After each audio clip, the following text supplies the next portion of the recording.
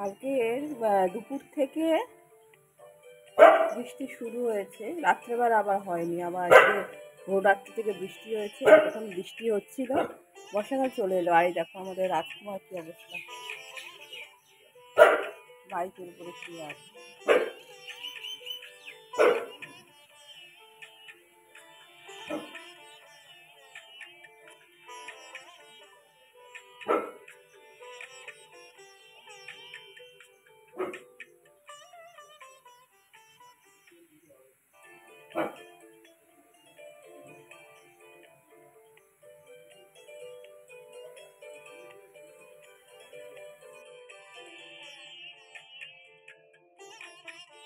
সুপ্রভাত বন্ধুরা, তোমাদেরকে জানাই আমার চ্যানেলের পক্ষ থেকে অনেক অনেক স্বাগত এবং ভালোবাসা।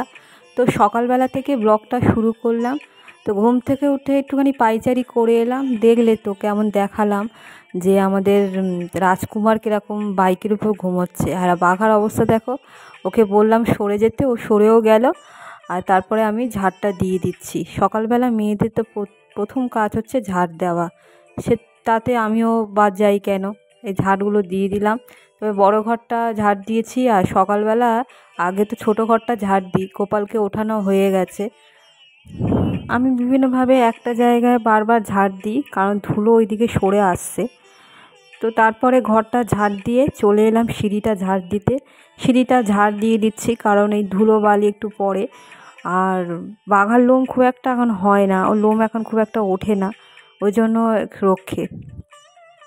তা কোনো আমাদের অসুবিধা হয় না যদিও। দেখো সিঁড়িটা ঝাড় দিয়ে দিলাম, আর দেখো উপরে গেলাম, জামা কাপড়গুলো ভিজে ছিল, খুললাম দরজাটা। আর প্যান্টটা রাত্রির থেকে ভিজে যাচ্ছে, অবস্থা দেখো। আর এই আমার হাতে যে জামা কাপড়গুলো আছে মেলে দেবো।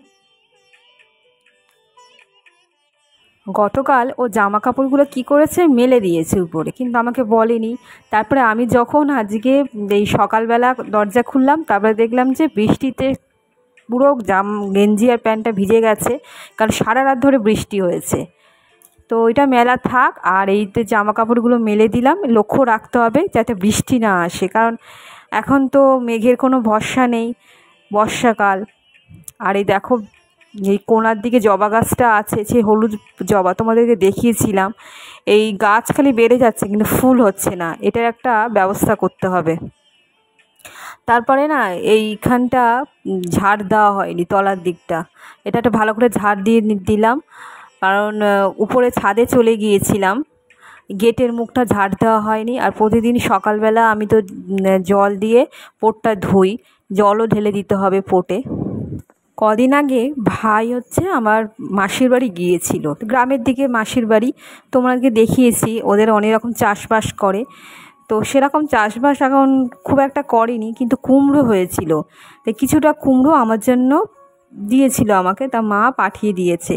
সেই কুমড়োটাই দেখালাম। এই একটাই অল্প কুমড়ো দিয়েছিল, মা অর্ধেকটা নিয়েছে, আমাকে দিয়েছে। তো কুমড়োটা খাওয়া যাবে, খুব সুন্দর কুমড়োটা। তারপরে আমার বর আবার কিছু সবজি নিয়ে এসছে, সেইগুলো হচ্ছে ঢালা হয়নি, তো একপাশে রেখে দিলাম। এইগুলো ঠিকঠাক করে রাখতে হবে। বেগুন এনেছে, ঢেঁড়স, তার সঙ্গে পটল আর কাঁচা লঙ্কা। এই দেখো সকালবেলা কারা চা খাচ্ছে, আমার বাবা মা চলে এসছে। তো মা একটা আরচি নিয়ে আজকে এসছে, তোমাদেরকে বলছি। তা কদিন ধরেই মা ঠিক করেছে যে মা কালীর পুজো দিতে যাবে। তা প্রথম দিকে তারাপীঠ ঠিক হয়েছিল, তা মার শরীরটা ভালো নেই বললো যে কাছাকাছি পঞ্চ কালীঘাটে গিয়ে পুজো দিয়ে আসবো। তো যাওয়ার বলতে ভাই যায়, আর আমরা কজন বেশিরভাগ সময় যাই। তো আমার জামাই হচ্ছে যায় না, এখন আমার বর যেতে চায় না, কারণ কুকুরটা আছে না, মানে আমার বাঘা আছে না, ওকে ছেড়ে যেতে চায় না, কারণ ও খুব ডিপেন্ডেবল করে ওর উপরে। আর একটা টেনশন কাজ করে যদি বাঘার কি হবে না হবে, যাদের বাড়িতে পশু আছে তারা জানে। আর ও যেতে চায় না। আর আমার মা বলছে যে চলো ওই সকালবেলাটা যাব, তারপরে বাবা এসে একটু বাঘাকে দেখবে, আমরা হচ্ছে 11টা-12টার দিকে চলে আসবো। তো এই যা আর্জি নিয়ে এসছে, মানে এমনভাবে বলছে যে কি করা যাবে। আর তারপর আমার বর বলল ঠিক আছে, আমি কাজের ওখানে বলে রাখি, তারপরে ব্যবস্থা কালকে তাহলে যাওয়া যাবে। কালকে ছিল, পরের দিনকে ছিল শনিবার, শনিবার যাওয়া ঠিক হয়েছে। ওই অল্প সময় বলেই যেতে ও রাজি হয়েছে, না হলে ওকে নিয়ে যাওয়া খুবই টাফ ব্যাপার। আর মার খুব ইচ্ছে যে জামাইয়ের সঙ্গে যাবে, কারণ একটা বল বা ভরসা থাকে, একটা ছেলে যদি থাকে না কোনো জায়গায় বেড়াতে গেলে তাহলে না অনেক ভরসা করা যায়। সেটা নিয়ে আর্জি নিয়ে এসেছিলো। তারপরে আমি বললাম চলো, এত করে বলছে যখন চলে তো আসবো, না হলে দক্ষিণেশ্বরে গিয়ে ভালো মতন পুজো দেওয়া যেত, কিন্তু ওই দক্ষিণেশ্বরে গেলে একটু বেলা হবে, হয়তো দুপুর বা বিকেল হয়ে যাবে। তো যাকগে ঠিক হয়েছে, যখন যে স্থানে সেই স্থানে গিয়ে পুজো দিয়ে আসবো। তারপরে এই বাসনগুলো মাজছি, দেখো কালকে না রাত্রেবেলা বাসনগুলো মাজা হয়নি, কোনো দিন এরকম হয় না। কালকে শরীরটা এত খারাপ ছিল, আর কালকে গিয়েছিলাম তোমরা দেখেছো, আমরা হচ্ছে সাই বাবার মন্দিরে গিয়েছিলাম, সেজন্য শরীরটা আর মাথাটা খুব যন্ত্রণা করছিল। আর যেহেতু এসি গাড়ি ছিল না, এসিতে থাকা তো আমার অভ্যেস নেই। দেখো টেবিলগুলো একটু পরিষ্কার করে নিচ্ছি, পরিষ্কার বলতে আর কি, এই টেবিলের চায়ের কেটলিটা একটু সরিয়ে দিলাম, আর জলের বোতলগুলো রাখলাম, আর হাবিজাবি অনেক জিনিসপত্র থাকে সেগুলো সরিয়ে দিলাম। তারপরে কিছুক্ষণ পর রান্না হয়ে যাবে, যখন জায়গাটা একটু খালি করে মুছে এই রান্নার তরকারিগুলো রাখবো, খাওয়ার যেইগুলো উপরে খেয়ে অভ্যেস হয়ে গিয়েছে। স্নান করে চলে এসেছি, হলুদ নাইটিটা পরেছি, আর চুলগুলো না ভালো করে আঁচড়ানো হয়নি। তো তোমাদের সঙ্গে যে কথাগুলো বলছিলাম মানে শোনা যাচ্ছে না, এত আস্তে করে বলছি কেন জানি না। তো আমি বলছিলাম যে কালকে খুব জার্নি হয়েছে, আর এসিতে গাড়ি থাকা তো আমার অভ্যেস নেই, যেটা বলছিলাম, সেজন্য কালকে রাত্রেবেলা খুব মাথা ব্যথা করছিল, আর এই ভালোও লাগছিল না, ওই জন্য বাসনগুলো পড়েছিল। আজ বাড়তি কাজ, এই বাসন মাজা আজকে করতে হয়েছে। তেমন সমস্ত বাসি কাজ সেরে তারপরে আমি পুজো দিতে বসেছি। আজকে কিন্তু ভালো ফুল সংগ্রহ করা হয়েছে, নিজেদের গাছে আজকে অনেক ফুল হয়েছে। দিতে বসলাম, এবার ফুল, হ্যাঁ ফুল হচ্ছে প্রচুর হয়েছে, প্রচুর হয়েছে। বাবা আবার মিষ্টি দিয়ে দিয়েছে, আর আমাদের জবা ফুল ভালোই হচ্ছে। দেখো জবা ফুল দেখাবো, দেখবে 4টে হয়েছে। আমি দুখানা তুলেছি, আরো দুখানা গাছে হয়ে আছে। হ্যাঁ, আর ঢেঁড়স গাছের জবা ওইটাও হয়েছে। ফুলগুলো কি ভালো লাগে না? গাছের ফুলটাকে দেখতেও বেশ ভালো লাগে। টগর ফুলটা তো ওইখানে হয়ে থাকে, সেই টগর ফুল সকালবেলা সকালে সবজির সঙ্গে এই ফল এনেছিল, কলার আর আম, তা এনে এইখানে রেখেছে। আর ঠাকুরকে আজকে, গোপালকে আজকে কলা দিয়েছি, কলা দিয়ে আজকে ভোগ লাগিয়েছি দুপুরবেলা। আর কি সুন্দর লাগছে দেখো, নিজেদের গাছের ফুল দিয়ে সাজাতে ঠাকুরকে এত সুন্দর লাগে। আর এই জবা হয়েছে দেখো কত রকম, জবা ফুল, টগর ফুল এইসব দিয়ে সাজানো হয়ে গেছে।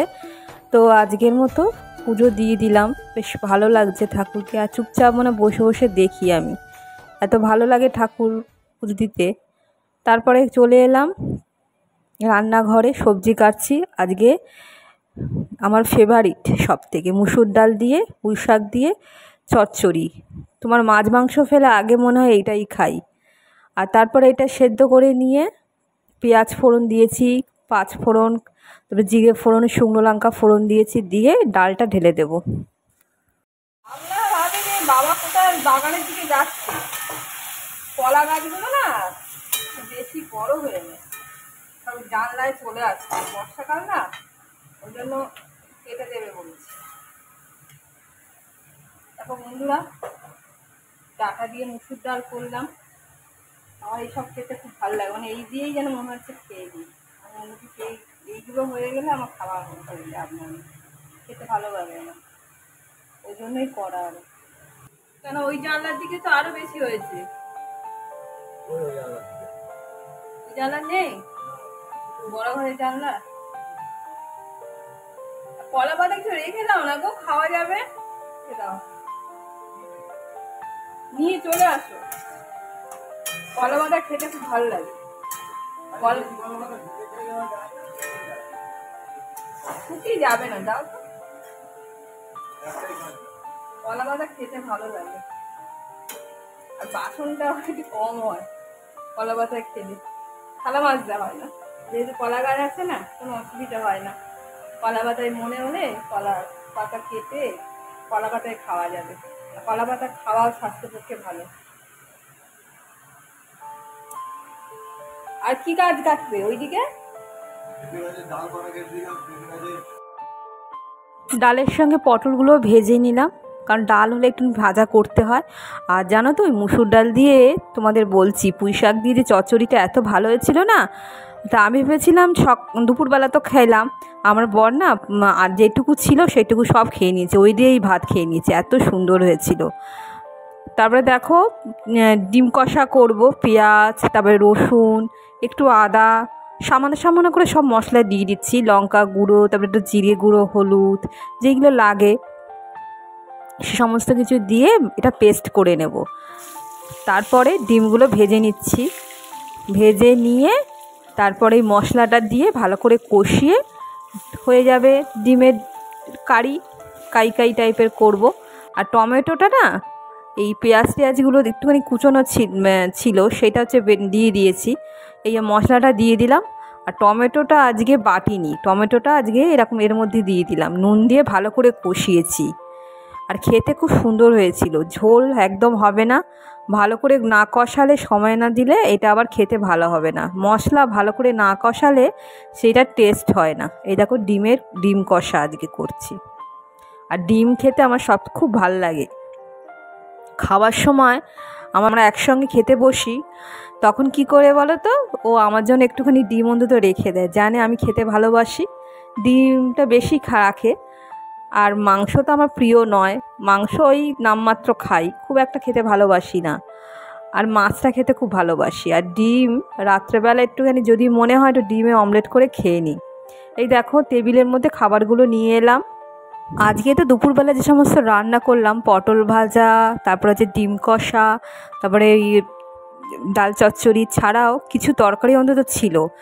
দুদিনের আগেকার যে মাছের যে মানে একটা পমফ্রেট মাছের কারি করেছিলাম, সে একটুখানি মাছ পড়েছিল, আর একটুখানি আলু পড়েছিল, আর মা একটুখানি তরকারি পাঠিয়েছিল, সেটা ছিল। দেখো চাটনিও করেছি আজকে, আমরা চাটনি দিয়ে খাওয়া যাবে।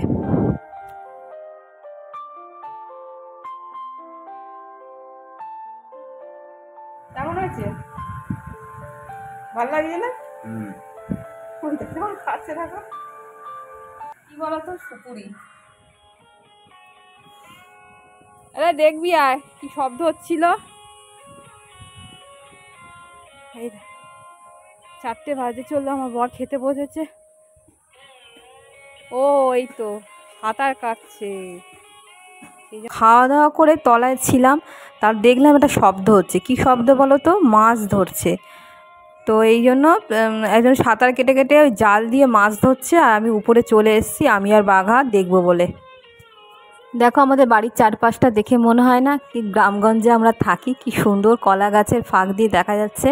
আর পুকুরের জলটা না পানা পরিষ্কার করেছে কদিন আগে, তো পানা পরিষ্কার করতে সুন্দর লাগছে। দেখবি আর দেখবি আর শব্দ শুনে চলে এসেছে ছাদে, গাড়ি গাড়ি দেখ, ওই তো মাছ ধরছে, দেখ মাছ ধরছে।